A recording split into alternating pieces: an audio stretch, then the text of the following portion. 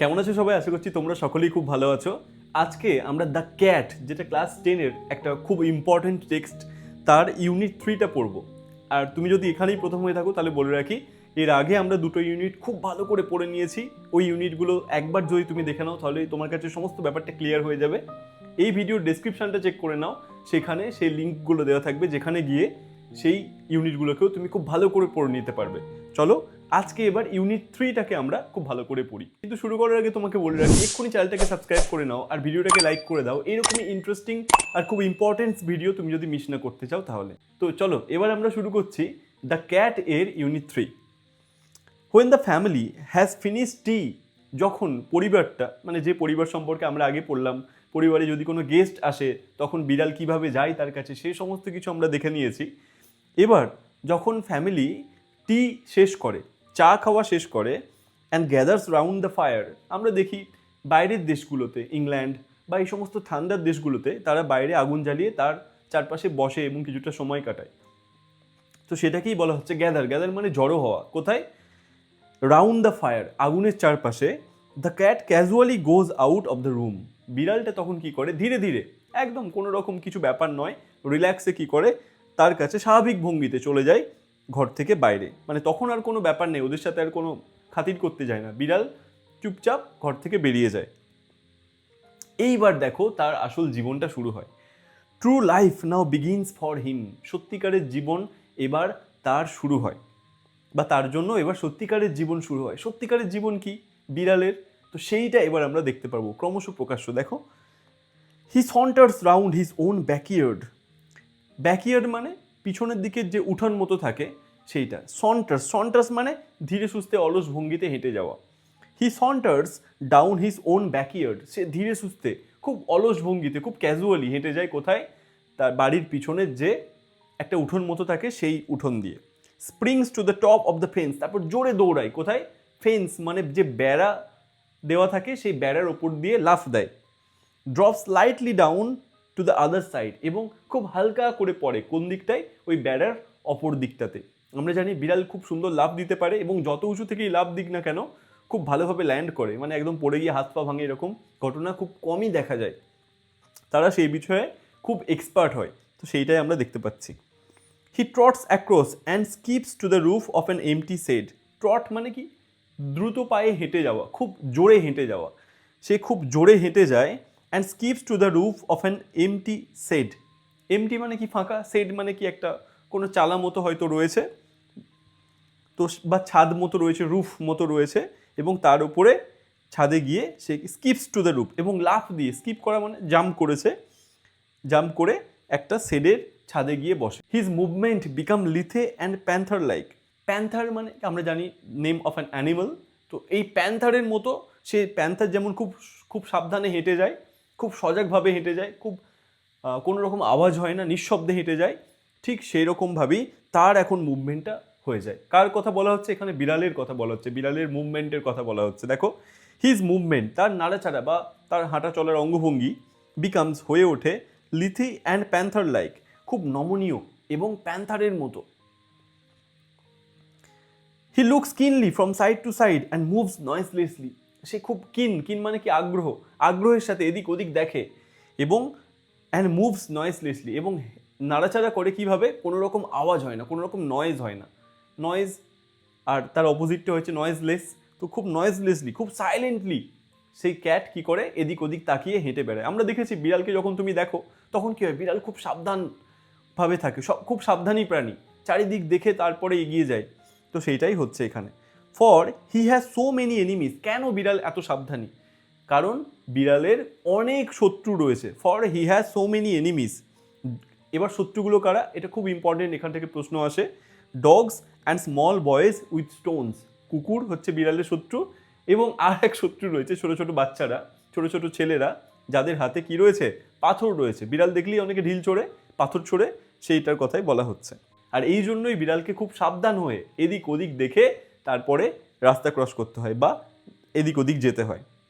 On the top of the shed, তারপর যে ছাদটার উপরে গিয়ে বসলো বিড়াল, সেখানে the cat arches its back, arch করে বিড়ালটা, কি করে? পিঠটাকে বাঁকায়। দেখবি বিড়াল সে আলিশি ভাঙার মতো করে না, স্ট্রেচিং মতো করে না, ঠিক আমি পাশে ছবি দিয়ে দিচ্ছি, দেখো বিড়াল এইভাবে তার আর্চ করে নেয় কোনটাকে, ব্যাকটাকে, পিঠটাকে, and Rex his claws once or twice through the soft bark of the old roof.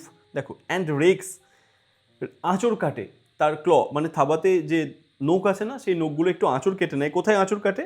Once or twice, দু একবার করে নেয় এটা, through the soft bark of the old roof, পুরনো ছাদের যে নরম কাঠের ছাল রয়েছে তার উপরে দু একবার নখগুলো দিয়ে সে কী করে নেয়, আঁচড় কেটে নেয়। আমরা দেখেছি বাড়িতে যদি তোমার বিড়াল থাকে তাহলে এই কাণ্ডগুলো করতে তুমি দেখবে, বিড়াল সবসময় এরকম করে। He stretches himself a few times to see if every muscle is in full working order. সে দু একবার স্ট্রেচ করে নেয়, মানে গা হাত পা সব টান টান করে নেয়। কিসের জন্য?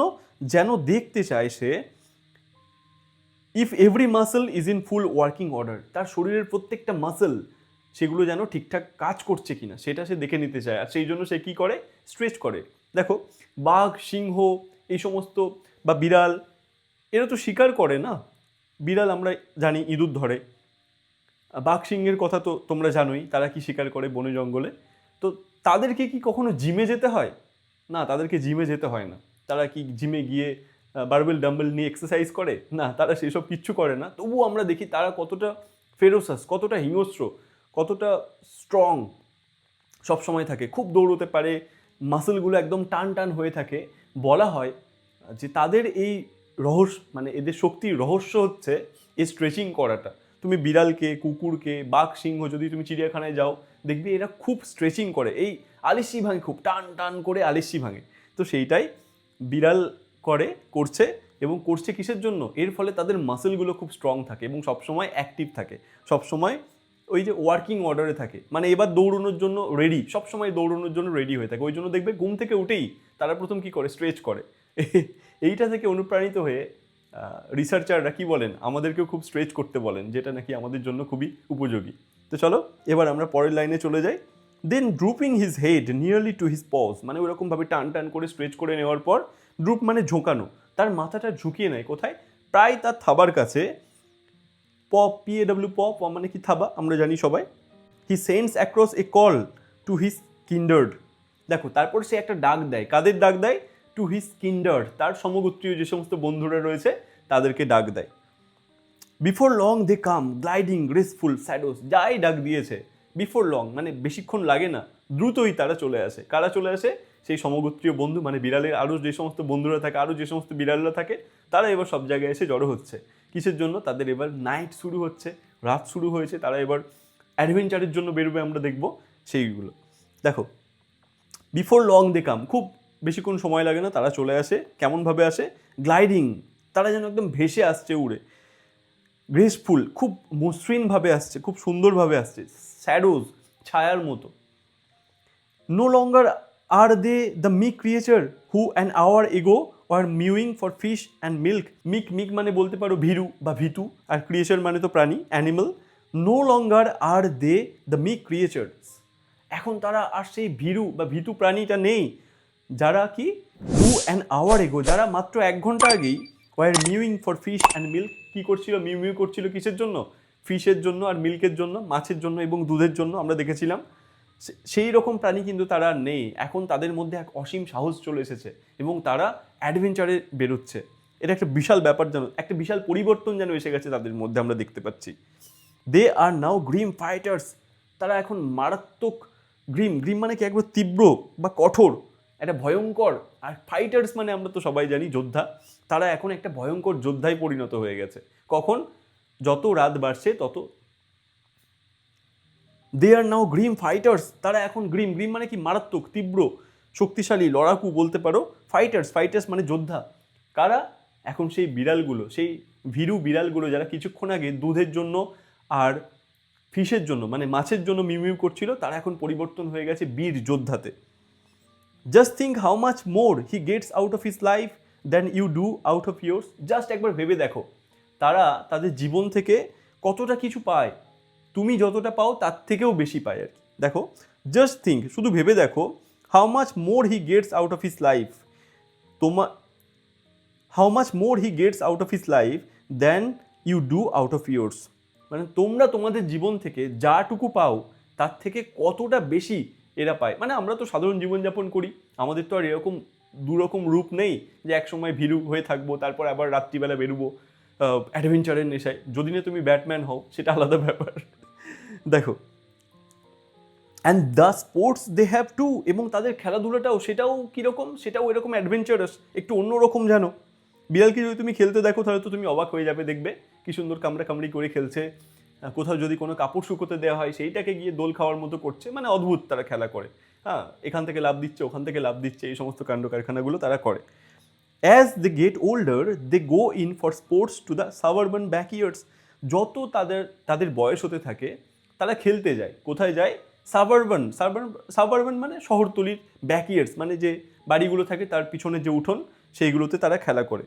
দিস ব্যাকইয়ার্ডস দ্যাট আর ডাল টু আস, এই বাড়ির উঠোনগুলো যেগুলো আমাদের কাছে কোনো রকম, সেগুলোর মধ্যে কোনো রকম রোমাঞ্চ নেই, সেগুলো আমাদের কাছে ডাল, বোকা মনে হয় যে ধুর ওখানে গিয়ে কি করব আমি, সেই রকম লাগে। Are to them the hunting grounds, সেইগুলো তাদের কাছে শিকারের জায়গা, শিকার করে তারা সেখানে গিয়ে। Where they have more gallant adventure then King Arthur's knights ever had. King Arthur, রাজা আর্থার, এই সম্পর্কে তোমরা আগে পড়েছো, দ্য এক্সক্যালিবার সোর্ড ছিল তার। তো তার নাইটরা, তার বীর যোদ্ধারা যত অ্যাডভেঞ্চার করতো তার তুলনায় এই যে সাবারবান ব্যাকইয়ার্ডস, এইখানে বিড়াল গিয়ে যেন বেশি অ্যাডভেঞ্চার করে, সেই কথাটা বলা হয়েছে। দেখো আরেকবার পড়ছি লাইনটা। দিস ব্যাকইয়ার্ডস, এই বাড়ির পিছনের উঠোনগুলো, দ্যাট আর ডাল টু আস, যেগুলো আমাদের কাছে একদম মেরে খুব বোকা বোকা লাগে, are to them hunting grounds, এইগুলো তাদের কাছে শিকারের জায়গা। Where they have more gallant adventure than King Arthur's knights ever had. King Arthur, রাজা আর্থারের নাইটরা, বীর যোদ্ধারা যত অ্যাডভেঞ্চার করেছে তার থেকেও বেশি বীরত্বপূর্ণ গ্যালেন্ট অ্যাডভেঞ্চার করে কারা? এই বিড়ালরা। কোথায় করে? তাদের সেই সাবারবান ব্যাকইয়ার্ডসে, শহরতলির বাড়ির পিছনের যে উঠোন, সেই উঠোনগুলোতে।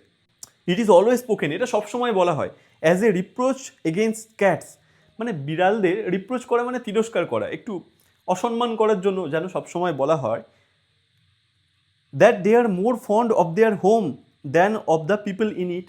তারা বেশি ভালোবাসে কাকে? বাড়িটাকে বেশি ভালোবাসে, বাড়ির লোকজনকে নয়। মানে বলা হচ্ছে বিড়ালকে একটা তিরস্কার করে সবসময় বলা হয়, বিড়ালকে কি বলবো, বিড়ালকে সবসময় দোষ দিয়ে সবসময় বলা হয় যে আরে বিড়াল মানুষকে ভালোবাসে না, মানুষ যে বাড়িটায় থাকে সেই বাড়িটাকে বেশি ভালোবাসে। তাহলে বুঝতে পারছো আশা করছি সব কিছুই। Naturally the cat doesn't like to leave the country, সাধারণভাবে কি করে বিড়াল, সেই কান্ট্রি মানে দেশ, দেশ ছাড়ার কথা, তার তুলনায় সেই এলাকাটা ছাড়তে পছন্দ করে না। দ্য ল্যান্ড, সেই জায়গাটা ছাড়তে পছন্দ করে না।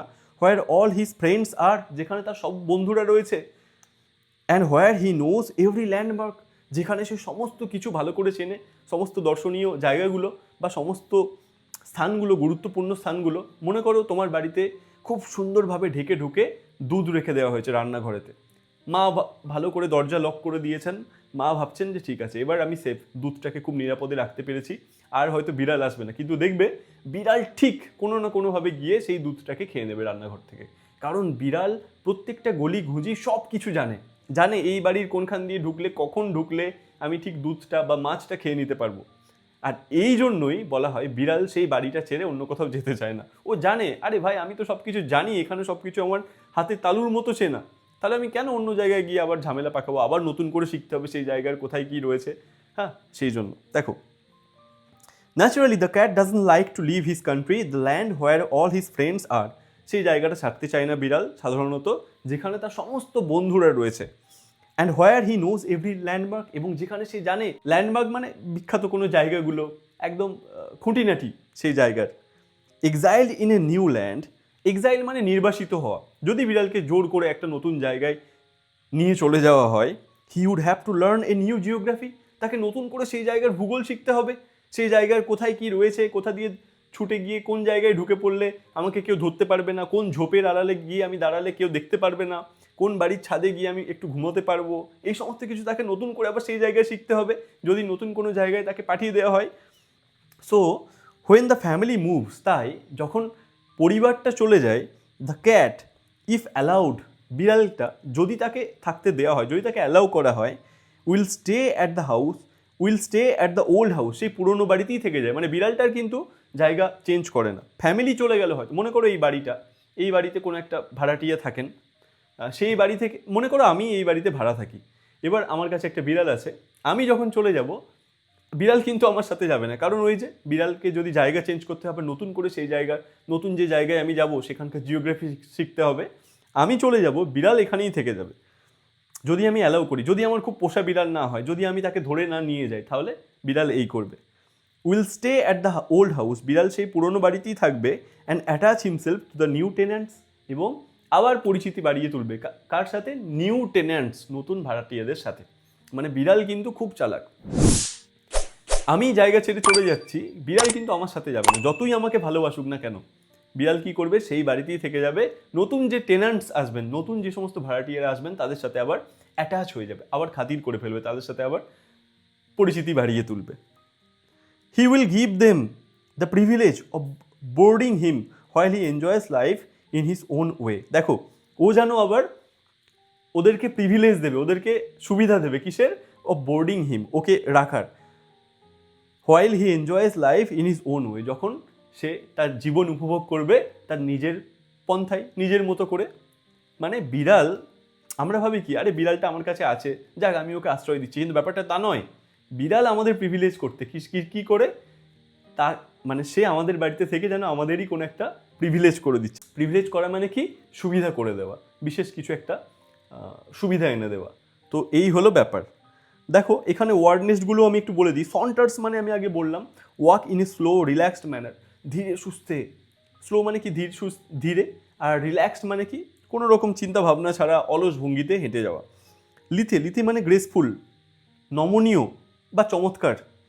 আর কিন্ডার মানে নিয়ার ওয়ান্স, স্বজাতীয়, মানে আমার কাছাকাছি যারা রয়েছে বা নিকট বন্ধু বা নিকট আত্মীয় তারা। আর রিপ্রোচ মানে কি? ব্লেম করা, মানে দোষারোপ করা। তো এই হলো আমাদের ইউনিট 3 দ্য ক্যাটের। আশা করছি সমস্ত টেক্সটটা তুমি খুব ভালোভাবে বুঝতে পেরেছো।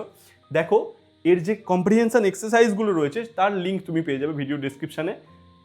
অবশ্যই ডেসক্রিপশনটা চেক করো, সেখানে অনেক ইউজফুল নোটসেরও লিঙ্ক দেওয়া থাকবে, যেগুলো তোমাকে মাধ্যমিকে খুব ভালো নাম্বার স্কোর করতে সাহায্য করবে। ভিডিওটাকে যদি তুমি এখনো পর্যন্ত লাইক না করে থাকো, এক্ষুনি লাইক করে দাও আর চ্যানেলটাকে সাবস্ক্রাইব করে নাও। আজকের এপিসোড এই পর্যন্তই, দেখা হচ্ছে ঠিক পরের এপিসোডে। ততক্ষণের জন্য happy reading and happy learning.